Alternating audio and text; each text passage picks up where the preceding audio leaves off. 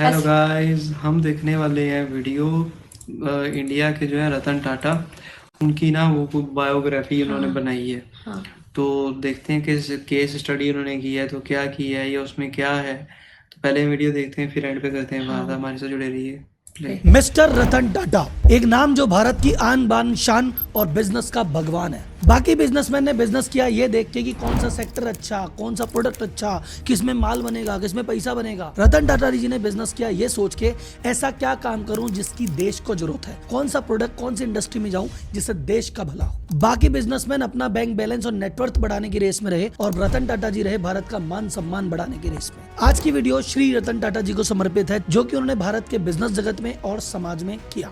रतन टाटा जी group के chairman बने 1991 में। तब टाटा ग्रुप के पास टोटल 95 कंपनियां थी और हर कंपनी अलग अलग सेक्टर में काम कर रही थी। इनमें कोई एकता नहीं थी, सब अपनी अपनी धुन में चल रहे थे, कोई सेंट्रल अथॉरिटी नहीं थी और पूरा फोकस इंडियन मार्केट पे था, बाहर कोई ध्यान नहीं दे रहा था। ग्रुप का रेवेन्यू मात्र 14,000 करोड़ रुपए और मार्केट कैपिटलाइजेशन मात्र 30,000 करोड़ रुपए। फिर रतन टाटा जी जब सीन में एंटर हुए और 2012 में रिटायर हुए, तब तक वो क्या कर चुके थे ये सुनिए। जो टाटा ग्रुप की छोटी छोटी कंपनियां थी, अपनी मनमानी कर रही थी, सबको एक करके सेंट्रलाइज कर दिया। जहां फोकस सिर्फ इंडियन मार्केट पे था, फॉरेन मार्केट पे फोकस किया और आज टाटा ग्रुप का 60% रेवेन्यू विदेशों से आता है। टाटा ग्रुप ब्रिटेन का सबसे बड़ा एम्प्लॉयर है, यानी वो देश जिसने कभी भारत पे राज किया था, वहां पे हम राज कर रहे हैं। सबसे ज्यादा नौकरियां हम देते हैं रतन टाटा जी के पीछे। ब्रिटेन के बड़े बड़े ब्रांड, चाहे वो टेटली हो, चाहे जगुआर हो, चाहे लैंड रोवर हो, चाहे कोरस हो, सब खरीद डाला। देश की दूसरी सबसे बड़ी कंपनी टीसीएस उन्हीं की निगरानी में लिस्ट हुई थी। जब उन्होंने ज्वाइन किया, सेल थी मात्र 14,000 करोड़। जब वो रिटायर हुए तो सेल कर गए थे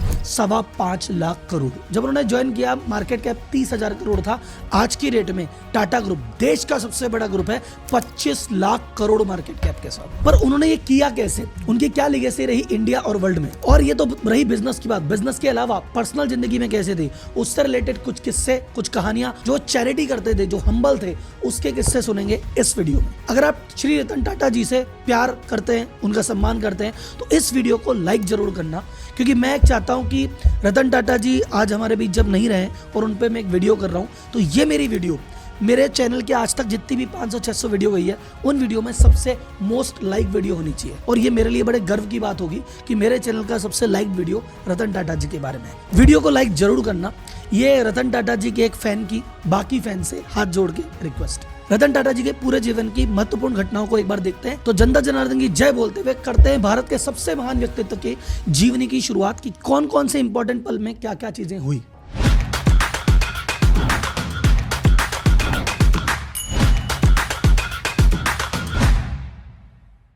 रतन टाटा जी का जन्म हुआ था 1937 में। उनके माता पिता के बीच में भाई साहब डिवोर्स हो गया, तो उनको अपना बचपन दादी के साथ बिताना पड़ा। 1955 में मात्र 17 साल की उम्र में वो यूएस चले गए कॉर्नेल यूनिवर्सिटी पढ़ने के लिए। 1962 में उनकी ग्रेजुएशन डिग्री पूरी हुई आर्किटेक्ट की। रतन टाटा जी डिग्री से एक आर्किटेक्ट थे। उस समय उनका मन था कि यार यूएस की लाइफस्टाइल ठीक है, वहीं सेटल हो जाते हैं, लेकिन दादी ने उनको बचपन से पाला था। दादी की तबियत खराब हुई, दादी ने पुकारा, एक बार में चले आए। अब ऑडियंस को मैं बता दूं, ऐसा नहीं था कि रतन टाटा जी में जो जेआरडी टाटा हैं उनके ब्लड रिलेशन में थे या उनको पता था कि यार टाटा ग्रुप का जो उत्तराधिकारी मैं ही हूं, मैं ही राजकुमार हूं, नहीं।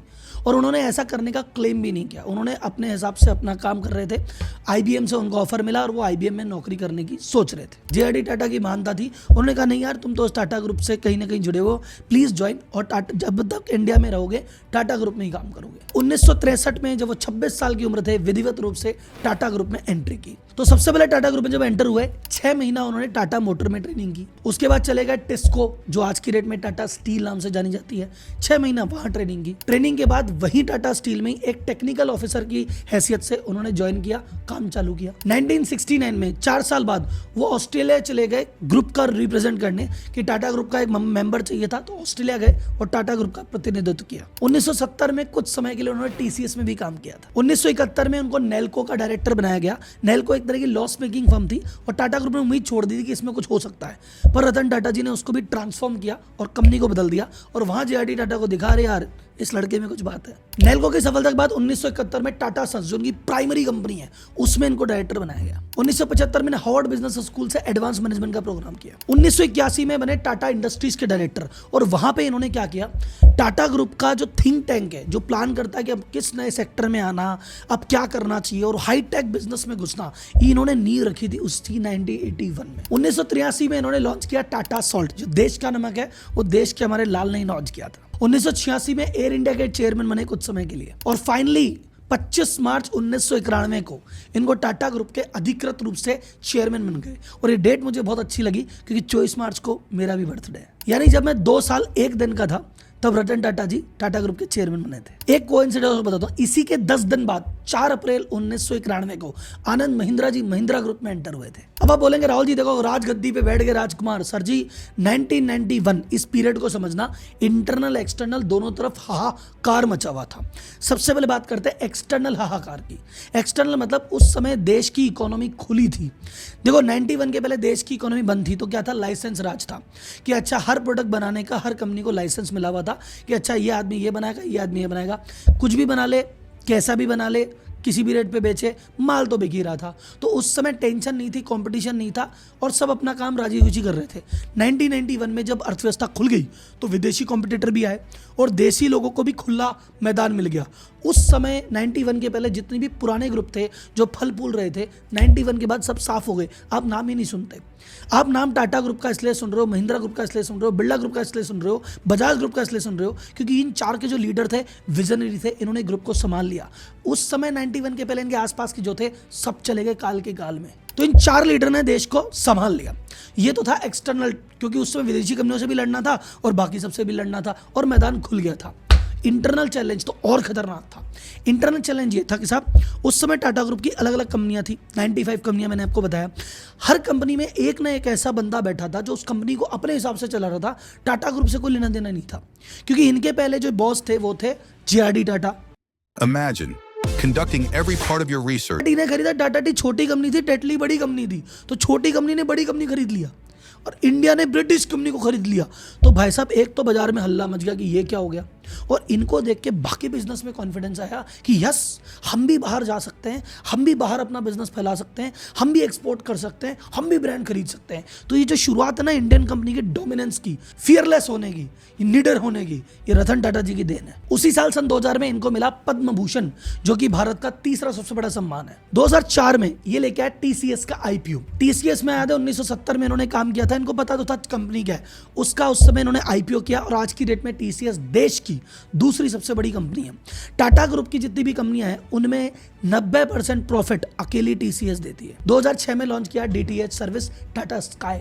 2008 में भाई साहब इन्होंने फिर एक बार दांव खेला, जगुआर को खरीदा, लैंड रोवर को खरीदा और उसी साल उनको भारत का दूसरा सबसे बड़ा सम्मान पद्म विभूषण मिला। 2012 में एज अ चेयरमैन उन्होंने रिटायरमेंट ले लिया और साइरस मिस्त्री को अपना उत्तराधिकारी अपॉइंट कर दिया। से हाथ जोड़ के एक रिक्वेस्ट करना चाह रहा हूं, 2000 में इनको मिला पद्म भूषण जो कि तीसरा सबसे बड़ा सम्मान था। 2008 में मिला इनको पद्म विभूषण जो कि दूसरा सबसे बड़ा सम्मान था, लेकिन ये हकदार हैं देश के सबसे बड़े सम्मान भारत रत्न के। तो वैसे अभी खबरें आ रही है कि महाराष्ट्र सरकार ने थोड़ी प्रयास कर दिया है, प्रपोजल कर दिया है, सरकार पे कंटिन्यूस दबाव बनाना जरूरी है। तो मेरी आप जितने भी रतन टाटा जी के फैन प्रशंसक हैं उनकी दिल से इज्जत करते हैं, उनसे रिक्वेस्ट है अपन ट्रेंड करते हैं हैशटैग भारत रत्न फॉर रतन टाटा। मैंने आपको हैशटैग दिखा दिया है स्क्रीन पे, एडिटर शेयर होल्डर नहीं है।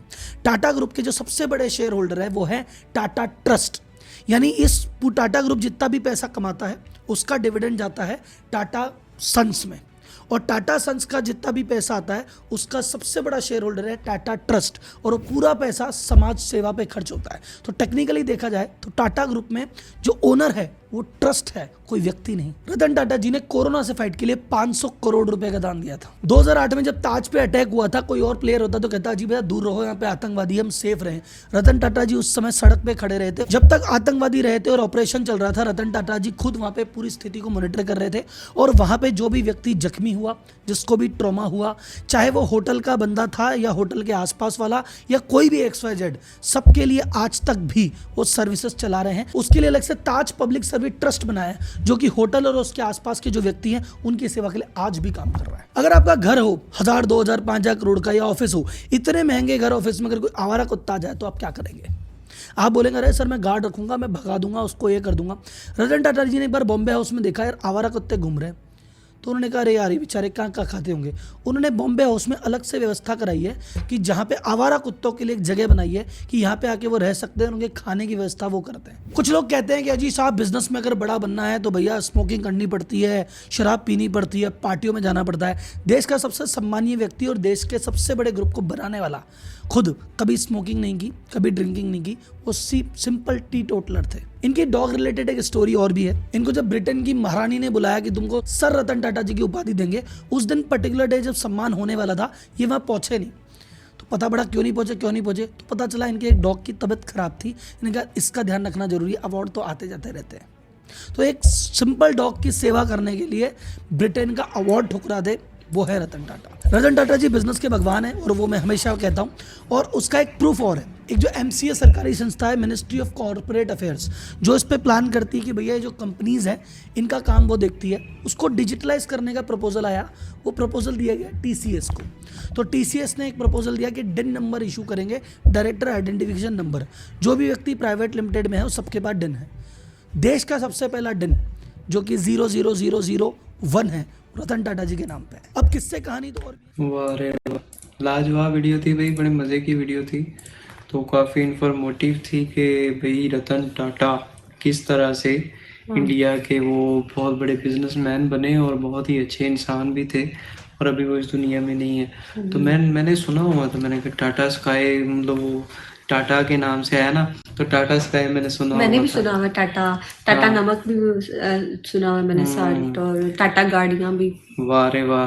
तो भाई बंदा बिजनेसमैन हो तो ऐसा कि जो गरीब से अमीर बने और इतना बड़ा बिजनेस बनाए, तो काफी अच्छी बात है। और बाकी TCS की कंपनी, 500,000 करोड़ हाँ, और 90 कंपनियां हैं उनकी, 90 कंपनियां। तो भाई लाजवाब था। और इतना अमीर कौन नहीं होना चाहेगा, गुल भी होना चाहेगी। तो बस वीडियो अच्छी लगी हो तो लाइक करो, और बाकी हाँ जी कुछ कहेंगे आप? लाइक कर दो। हाँ जी, तो बस बहुत ही अच्छी वीडियो थी। आप जी रतन टाटा जी को जरूर कमेंट सेक्शन में बताएं। तो डाउन टू अर्थ थे बहुत ज्यादा और सिंपल इंसान थे। हाँ जी, और आपकी सोच क्या है उनके लिए ये भी बताएं। हाँ, ये भी बताएं। तो अच्छा लगा, लाइक करो, फिर मिलते हैं। मेरी इजाजत, बाय।